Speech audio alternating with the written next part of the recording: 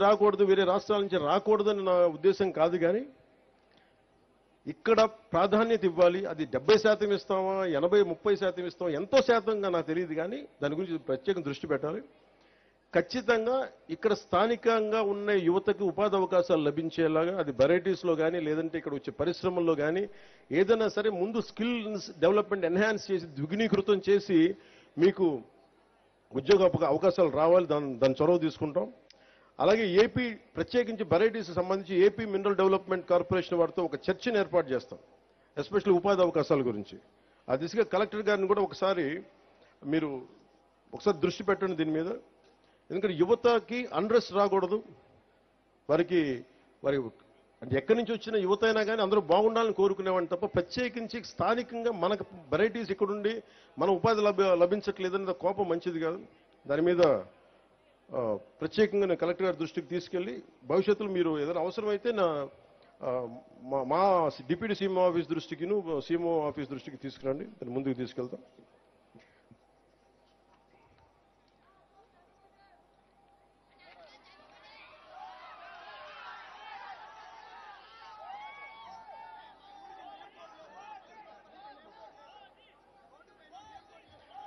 పంచాయతీ ఆస్తి 8 సెంట్లని తెలుసుకొని నాకున్న భూమిలో 10 సెంట్లు ఇస్తానని ముందుకొచ్చిన రైతు కారుమంచి నారాయణ గారికి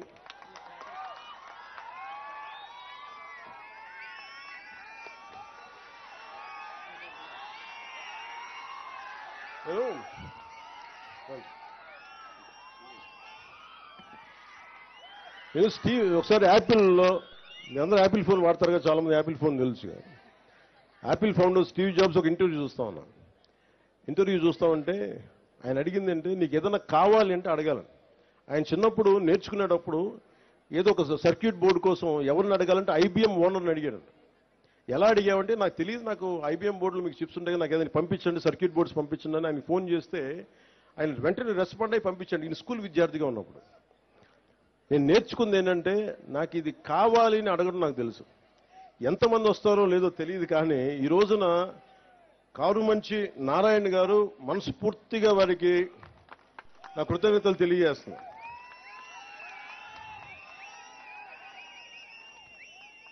అంటే నువ్వు అడగాలే కానీ నేను చెప్తాను, మీరు ఇవ్వండి స్థలం, మీరు ఏ ఉద్దేశం కొద్ది ఇచ్చారో దాని ప్రారంభోత్సవం మీ పక్కనే వచ్చి నేను కూర్చొని ఆ రోజు వస్తాం. మీరు ఇచ్చిన భూమికి మేము సద్వినియోగం చేసేలా, రాష్ట్రం అంతా మీకు గుర్తింపు వచ్చేలా, ప్రభుత్వాన్ని ద్వారా ప్రత్యేకంగా మీకు గుర్తింపు వచ్చేలా మేము మీకు గుర్తిస్తానని మనస్ఫూర్తిగా తెలియజేసుకుంటూ కారుమంచి నారాయణ గారికి మనస్ఫూర్తిగా నా ధన్యవాదాలు తెలుపుకోండి.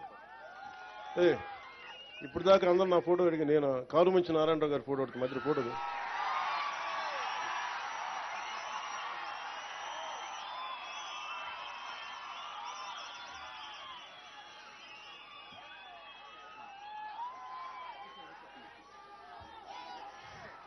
నీకు ఏదైనా కావాలంటే అడగండి, అడగడం నేర్చుకోండి. ఇస్తారా లేదా పక్కన పెడితే నిజంగా మనసు కదిలితే, మన సంకల్పం మంచిదైతే, మన సంకల్పం 10 మందికి మంచి జరుగుద్దంటే చాలా మంది దాతలు ముందుకు వస్తారు.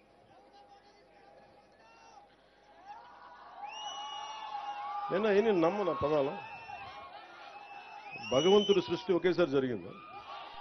అందరం అన్ని కణాల ద్వారా బిగ్ బ్యాంగ్ థియరీ ఉంటుంది, అన్ని కణాలు ఒకేసారి పుట్టింది. అందుకని ఒకళ్ళు ఎక్కువ ఒకళ్ళు తక్కువ ఉండరు. అలాగే ఇంకేం పనిష్మెంట్,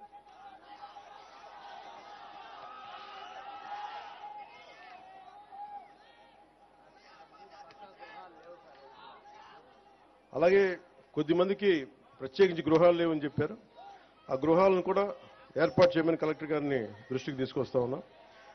అలాగే ప్రత్యేకించి ఇది స్వర్ణ పంచాయతీని ఎందుకు పెట్టామంటే భవిష్యత్తులో ఇది సెల్ఫ్ గవర్నింగ్ యూనిట్, దీనికి ఇదే పరిపాలన చేసుకునే స్వయం శక్తి పరిపాలన చేసుకోగలిగే శక్తి ఉండేలాగా.